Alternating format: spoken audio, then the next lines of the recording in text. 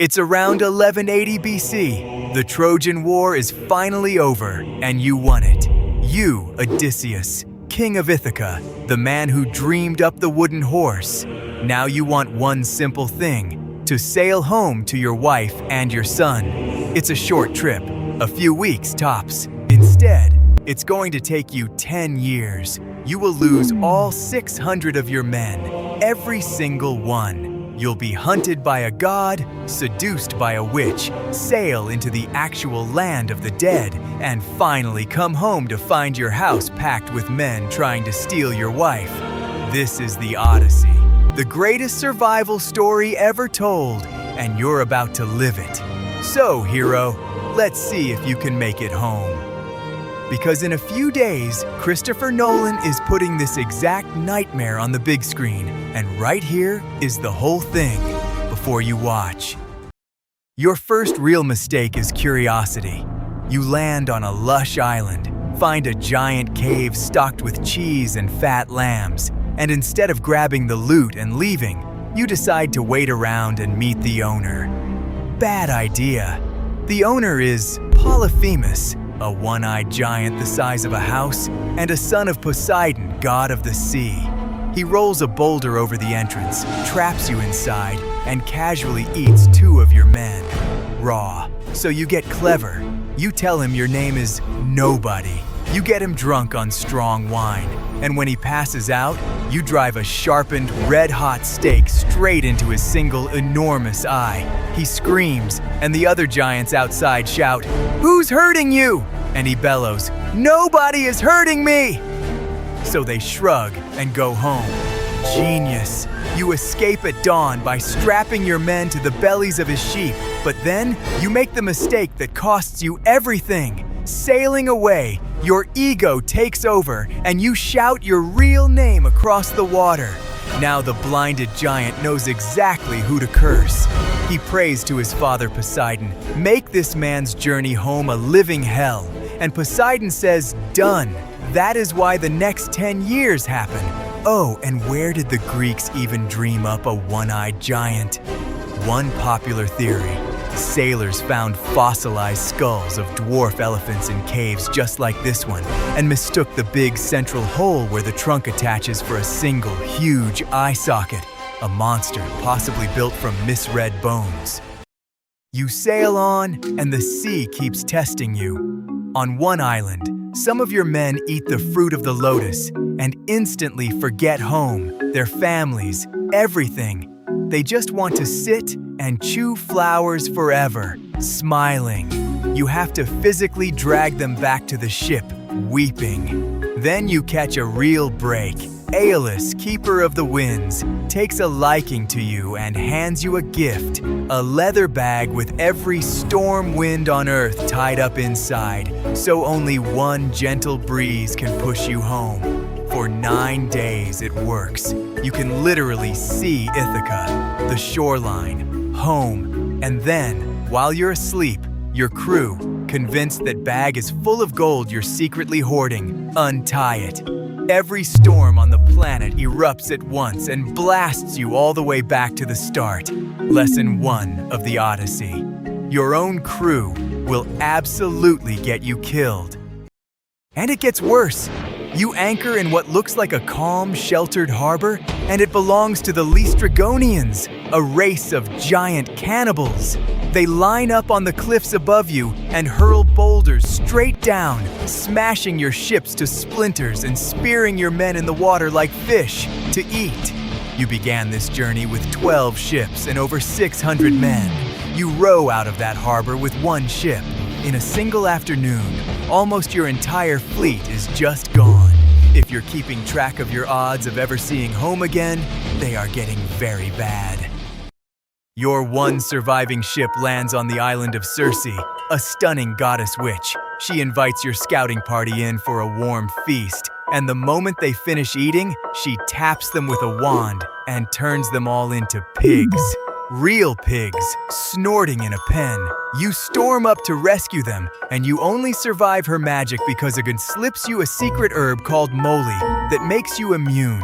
You force her to turn your men back, and then, being you decide to stay on her lovely island, eating and drinking and relaxing for an entire year, a whole year. Your wife is back home fending off a small army, and you are on a spa retreat with a witch. Heroic stuff. When you finally remember you have a home, Circe gives you the worst travel directions in history. To find your way back, you first have to sail to the very edge of the world and enter the land of the dead. So you do. You stand at the mouth of the underworld and call up the spirits. You meet the blind prophet Tiresias, who tells you how to get home and gives you one dead serious warning. Whatever happens, do not eat the cattle of the sun god. You meet your own mother, who died of grief, waiting for you to return. You meet your old war brothers, Achilles, Agamemnon, now just sad, gray ghosts who trade all their glory to be alive again. It is the ancient world's most brutal reminder of exactly what you're racing home to protect. Back on the open water, two of the most famous traps in all of storytelling are waiting for you. First, the Sirens, creatures whose singing is so unbearably beautiful that every sailor who hears it steers straight onto the rocks trying to get closer and dies there. You want to do the impossible? Hear the song and live. So you plug every crewman's ears with wax and you order them to tie you to the mast, and no matter how you beg, not to release you. The song hits, and it's so gorgeous you scream and thrash and plead to be untied. They just row harder. Then comes the cruelest choice of the entire voyage, a narrow strait guarded by a monster on each side. On one cliff, Scylla, 6 long necks, 6 snapping heads that pluck 6 sailors right off your deck. On the other, Charybdis, a colossal whirlpool that swallows whole ships in one gulp.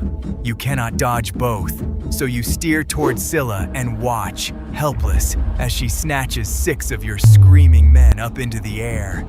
And here's the chilling part. People believe this was a real place, the Strait of Messina between Italy and Sicily, where jagged rocks and a violent whirlpool really have wrecked ships for thousands of years. Now remember the one rule: do not eat the cattle of the sun. You land, exhausted and starving, on the sun god's island, and you beg your men, whatever you do, leave the glowing cows alone. Then you fall asleep, and your crew, starving, desperate, and honestly kind of doomed by this point, roast and eat the sacred cattle.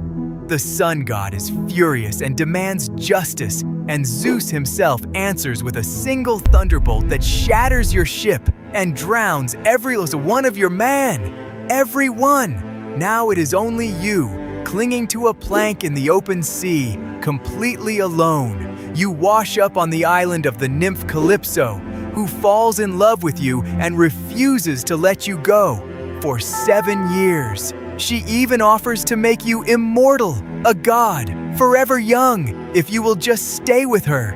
And you say no. You sit on her beach and weep every single day for a small rocky island and a wife who probably thinks you're dead. That, right there, is the heart of the whole thing. To Odysseus, home beats immortality. Finally, the gods let you go. You wash up on Ithaca, 20 years after you first sailed for Troy, but your home is under siege.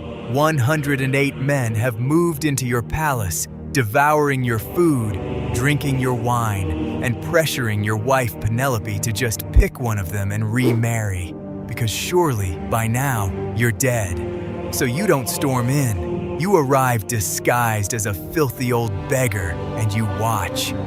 Penelope, still loyal after 20 years, has been buying time with a trick of her own. She told the suitors she'd choose a husband the day she finished weaving a burial shroud, and every night she secretly unravels everything she wove that day. Then she announces a contest. String Odysseus's massive old bow and shoot a single arrow through the holes of 12 lined-up axe heads. Not one suitor can even bend the bow. Then, the old beggar picks it up, strings it in one smooth motion, sends the arrow clean through all 12, and turns that bow on the room.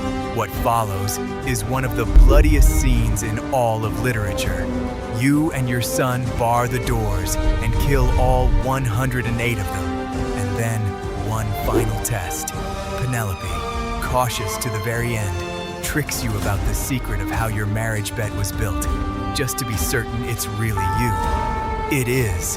After 20 years, you are finally, truly home. So why has this story survived for 3,000 years? Long enough for Christopher Nolan to spend a fortune putting it on the screen this week.